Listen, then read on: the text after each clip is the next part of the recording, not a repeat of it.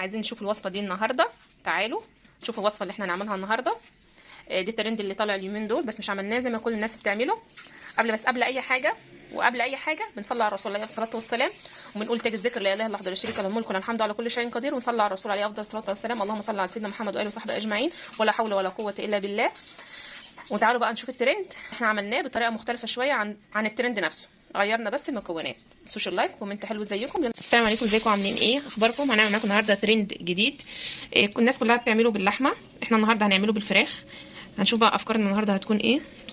ازيكم يا حبايبي، عاملين ايه؟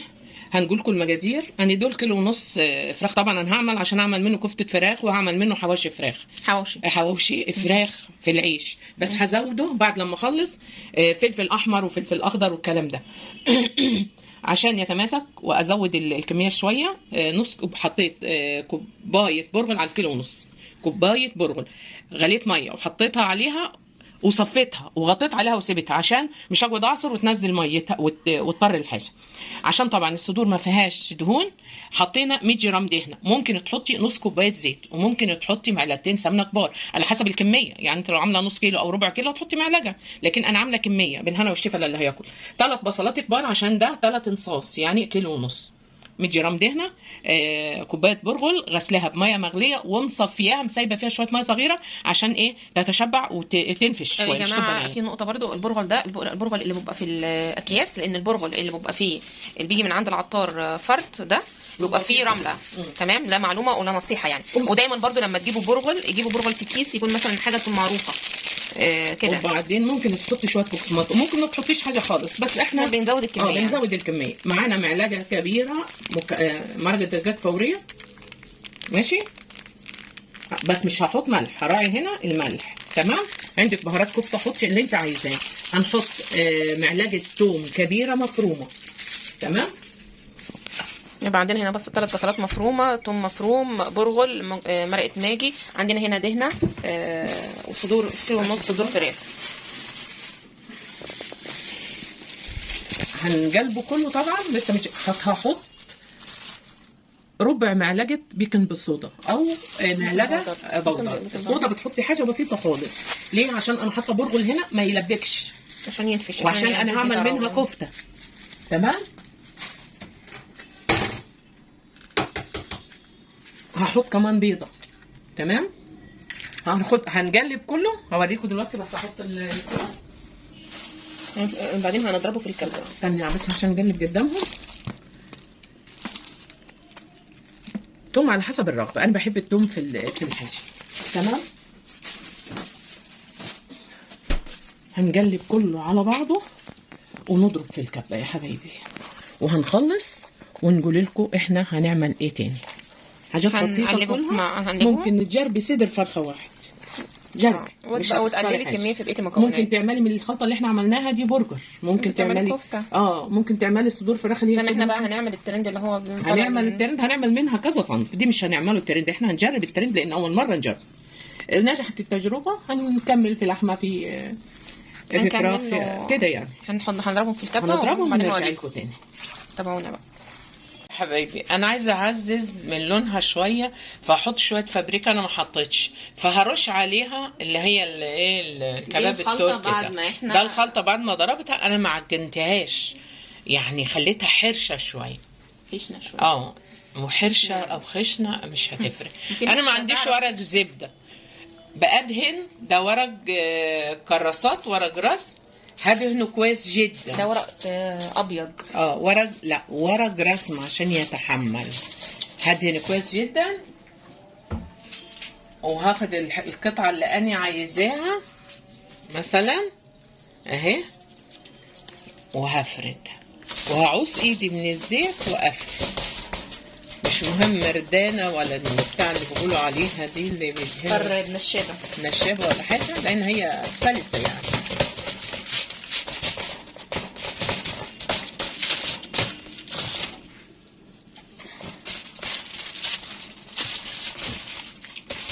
ونجرب واحنا نحسبنا خير. مهم حتى لو حطيتي ورق. زينب بتعمل الترندات والشعب كله يمشي وراها. والله افكارها حلوه، افكارها بصراحه لذيذه عجباني يعني، بس ما شاء الله عليهم. دي اصلا اكلات معروفه عندهم، يعني مشهوره عندهم، يعني بتقع على العين. في ملحوظه برضو يا حبايبي، البصل لما نفرمه نعصره عشان الفراخ طبيعتها بتبقى طريه وبتنز ميه.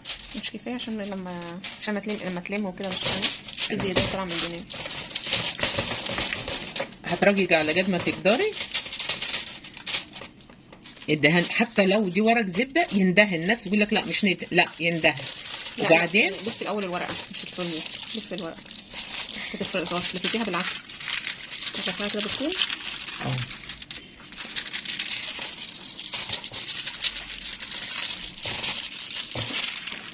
انا هعملها كده على 3 عشان تبقى ايه تستوي، مش ابرم وتبقى عجينه من جوه. لا معايا، دي افكار تورد على الواحد، يعني مش شطاره ولا حاجه، افكار. واحنا لسه بنجرب هل هالتجربه هتنفع. هننزلها لكم زي ما هي، مش هنضيع الفيديو بيطلع عيني في المونتاج والتقطيع والبتاع. احنا هوريها لكم برضه عشان تعرفوا من اغلاطكم، ما تجربوش يعني. حد حب يجرب يبقى عارف ان احنا جربنا ما نفعتش مثلا يعني. ما يعني هننزل لكم باخطائكم عشان برضه الناس تتفادى الاخطاء. اخطائنا مش باخطائهم، باخطائنا احنا، عشان انتوا لو حبيتوا تجربوا بنفس فكرنا او جولكم نفس الفكره، لو طلعت كويسه تعملوها، لو طلعت وحشه ما تعملوهاش يعني، برضه عشان نفيدكم. فاحنا هننزلها لكم بالبركه زي ما تطلع بقى وانتوا جربوها. نحط الزيت عشان ما يلزقش، حتى لو ورق الزبده يا جماعه برضه لازم يندهن، لازم يندهن. يعني ما تضمنيش ورق الزبده اللي انت جايباه جودته كويسه ولا لا، وبرده حتى لو جودته كويسه عشان اللحمه مش تلزق، تطلع معاكي بسهوله. عاوز ايدي زيت او ميه مش هتفرق.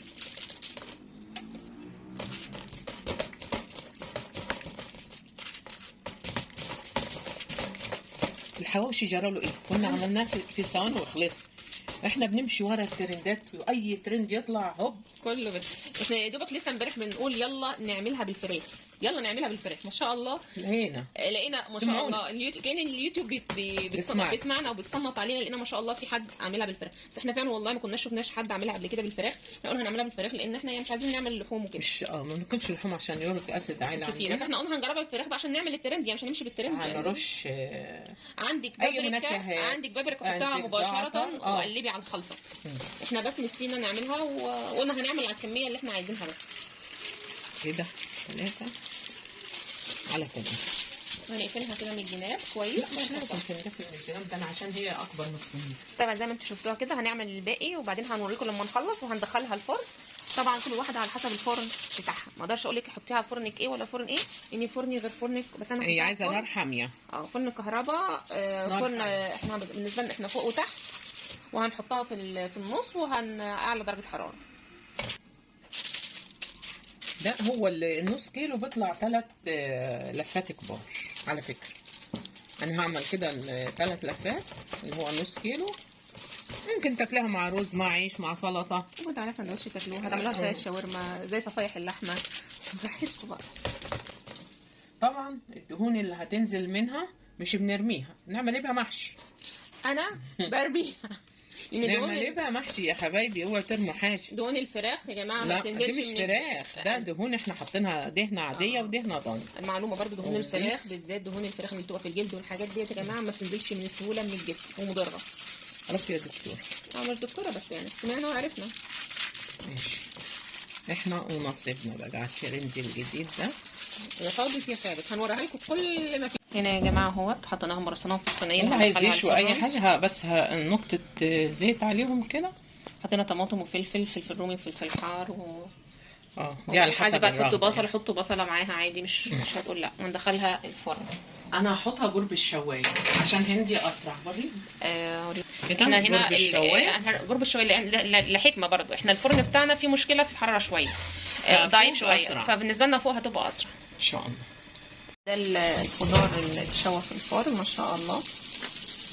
بصي يا حبيبي هننزل الدهون عشان مش تبقى ايه بس ده هنطبخ بيها مش هنرميها.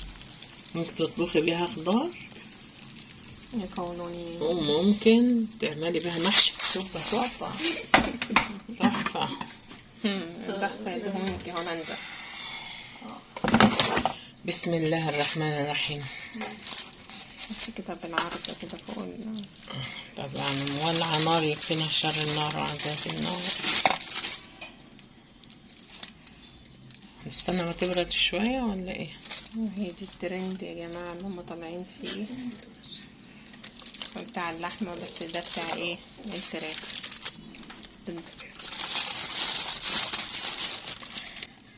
سيبيه لما يبرد تعرفي تطلعيه. ماشي، سيبه ما يبرد شويه. نسيبه. ما شاء الله طلع هو من الورقه، بس هو مولع. هو لما يبرد شويه والورقه تمسك نفسها هنعرف نسحبها.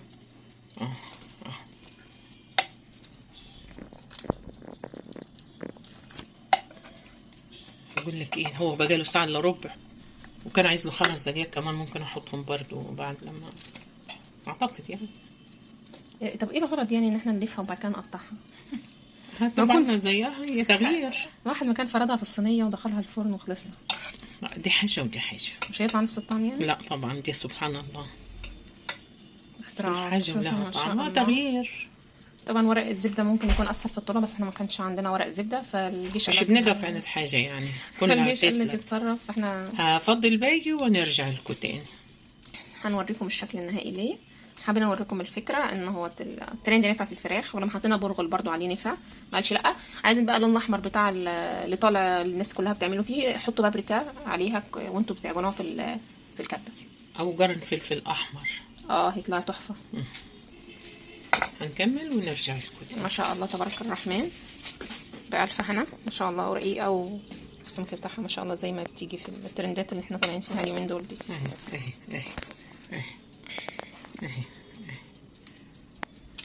وطعم فراخ زي ما بتطلع في الترند اهي. ما شاء الله تحفه تحفه تحفه. بألف هنا للي هياكل. طعم تحفه بصراحه. هيبرد شويه وهنوريكم لما يبرد عشان نعرف نطلعها زي ما هم بيطلعوها. حاولوا تجربوها بصراحه، مش هتندم. حلوه ومش خدت وقت ولا اي حاجه، ومش مكلفه. وبدل ما الناس مش عايزه لحمه تعمل فراخ، ومش معاها امكانيه تجيب لحمه تعمل فراخ، وده الوضع الحالي اللي احنا فيه دلوقتي. ربنا يفرجها على الجميع. تمام كده، شفتوا يا جماعه اهو ما شاء الله تبارك الرحمن اهوت. هنفكها ونخلص ان شاء الله. يعني هنوري مفكينا اهو من الورق. ما شاء الله تبارك الرحمن. عايزين بقى تقطعوا فلفل، نقطعوا. طبعا احنا معانا الفلفل، هنعمل على السندوتشات والطماطم هم طبعا عادي، الناس عايزه تاكله برز هتاكله، بس هي الترند مكرونه بعيش. مش شرط الترند يعني، مش ماركه مسجله. هي اصلا بتبقى هي اكله اصلا في تركيا زي الكباب كده، بتتحط على العيش، هما بيعملوه وبيدهنوه كمان زيها زي شاورما، بس دي اخف من الشاورما شويه. بيدهنوه صلصه هي بصراحه حلو، وبالفراخ تحفه بصراحه. بالهنا والشفا. اهو اللي عايز يحطها في العيش هحطها في العيش، عيش بتاع عيش فينو، عيش ابيض، عيش شامي، عيش دايت، اي حاجه نلفها ونعملها. مثلا حطيت جواها بتنجان، عايزين تحطوا جواها فلفل، يتحط كده وبألف هنا، ونقطعه ونعمله، وافكار وبالهنا والشفا.